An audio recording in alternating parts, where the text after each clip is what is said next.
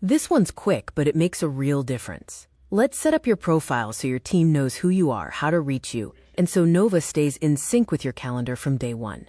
If you already have an account in Nova, it is a good idea to start by setting your account up. Go to My Profile, and things that are nice to do here are to add your role so your team can find it, as well as your link to a video call and the link to your scheduling page, whether you use Calendly or Google Meet.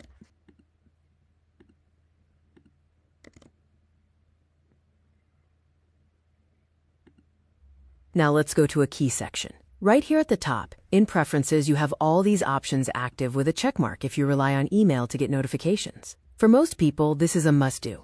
Make sure your preferred language is selected and, very importantly, that you connect the Nova calendar with your main calendars. For example, if you use Google Calendar, copy this URL and go to Google Calendar and add the link by clicking this plus button to add a calendar using a URL. Add the URL right here and then click the button to confirm. And within a few minutes or a few hours, Google will have your calendar synchronized with Nova, so you will see tasks and work sessions in your calendar. That's it for your profile setup. Simple, but now Nova is connected to your world. Next up, we'll cover how to set up your company profile so your whole team sees a consistent, branded workspace. Link is right below.